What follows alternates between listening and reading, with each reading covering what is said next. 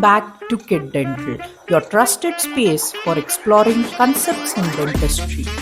For all you dental graduates and enthusiasts, today we are discussing a crucial topic, that is development of occlusion in predentate period.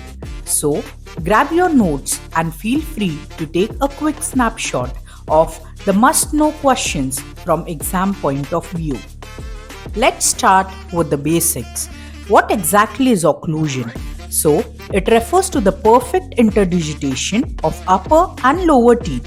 It's not something that happens overnight. It is the outcome of a beautiful developmental process involving three main events, that is the jaw growth, tooth formation, and tooth eruption. Now, this development doesn't happen in isolation. It's influenced by a combination of genetic and environmental factors, including gender, ethnicity, various facial muscle activity, the posture of the tongue, and even the oral habits like thumb sucking, mouth breathing, and tongue thrusting. Now, let us explore some key classifications related to the development of occlusion. Hellman introduced the 5 stages based on the eruption sequence of both primary and permanent teeth. Barnett in 1978 gave more clinical approach, dividing the occlusal development into 5 stages based on the age that corresponds to the eruption or exchange of specific teeth in the arch. The most accepted classification is based on the period of occlusal development, which includes the predentate stage or gum pad stage, which begins from the birth and persists up to 6 months of the age. Deciduous dentition stage starts from the eruption of the first primary tooth and persists till the child grows 6. Mixed dentition period is marked by different transition periods and lasts till 12 years of age, while the permanent dentition begins with the eruption of the second permanent molar, usually after 12 years of age. Now, let's zoom in on the gum pad stage. When you open the mouth of a newborn, what do you see? Right, no teeth. What you are actually seeing are the maxillary and mandibular alveolar arches, also called as gum pads. These maxillary and mandibular gum pads are firm and pink in color, with the maxillary gum pad shaped like a horseshoe and a mandibular one is more U-shaped. This stage begins at the birth and ends with the eruption of the first deciduous tooth in the oral cavity. Both the gum pads show certain elevations and transverse groove that outline the portion of various primary teeth that are still developing within the alveolar ridge.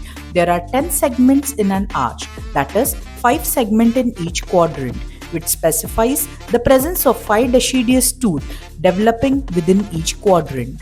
The next one is the lateral sulcus, which separates the canine and the first deciduous molar, separating both the dental arches into anterior and posterior segments, which further aids in predicting the inter-arch relation at an early age. Further, the gingival groove separates the maxillary and mandibular gum pad from the palate and the floor of mouth. Dental sulcus separates the buccal and the lingual or the palatal portion of the gum pads. Now, let us understand how these gum pads are related to each other. The maxillary gum pad is both wider and longer than the mandibular one, creating a natural overjet. At rest, the upper and the lower gum pad don't touch because the tongue lies between them. When the baby brings the jaws together, contact happens posteriorly only in the region of future first molar, while anteriorly there's an open bite. During breastfeeding, the baby tries to place his tongue between the mandibular gum pads and the nipple, creating a negative pressure that helps in effective suckling. This is called as infantile swallow, and it is naturally corrected once the primary incisors erupt. An interesting point, the anterior maxilla grows faster than mandible in the early life. That's why the mandible appears retruded at birth and gets self-corrected within 6 to 7 months by rapid downward and forward growth of the mandible during the postnatal period of life. Hey guys, now let's begin with a small quiz. Yes, you exactly heard that right. Such teeth do exist and are called as natal and neonatal teeth. If you got confused between these two terms, let's simplify it. Here's an easy trick how to remember.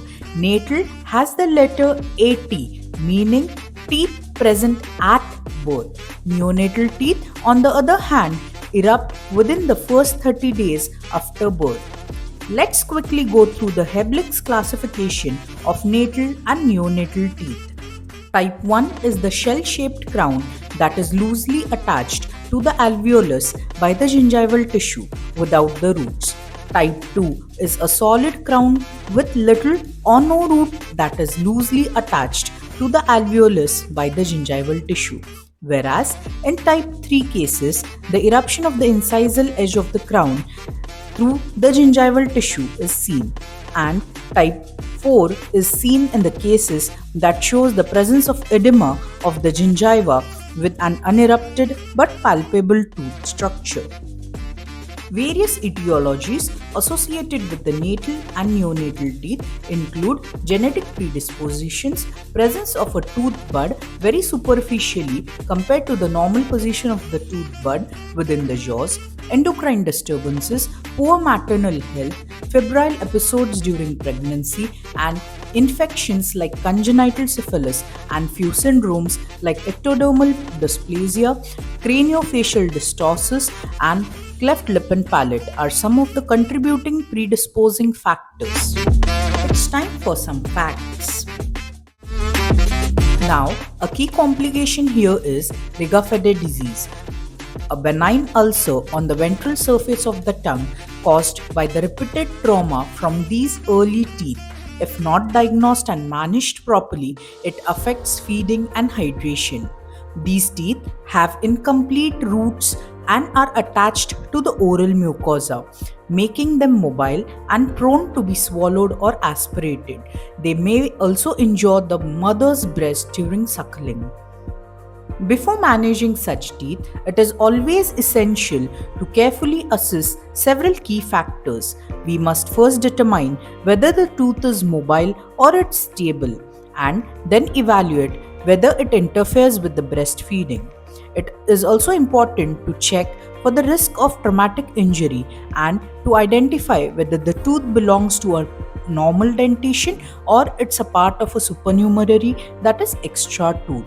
After considering all the aspects, an appropriate treatment plan can be formulated. In most of the cases, the first line of management involves preserving the tooth by simply rounding off the sharp incisal edges to prevent the injury within the mouth. Extractions, on the other hand, should be reserved for the cases where the tooth significantly interferes with the feeding, causes ulceration, or is excessively mobile.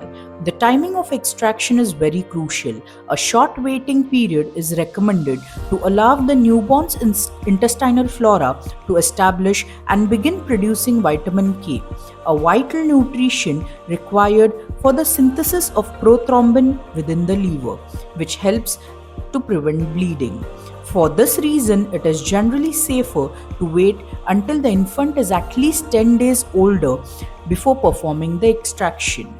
However, if immediate extraction becomes unavoidable and the newborn has not received vitamin K at the birth, a prophylactic intramuscular dose of vitamin K, that's zero 0.5 to 1 milligram, should be administered. This important step helps in preventing hemorrhagic disease of a newborn and ensures the procedure can be carried out safely. And that's a wrap for today. We just covered everything you need to know about predentate period of occlusal development. If you found this video helpful, don't forget to like, share and subscribe to the channel. Drop your questions or the topic you want us to cover next. We would love to hear from you. Stay tuned for our next video where we'll explore the development of occlusion in primary and mixed dentition period. Until then, keep smiling and keep learning.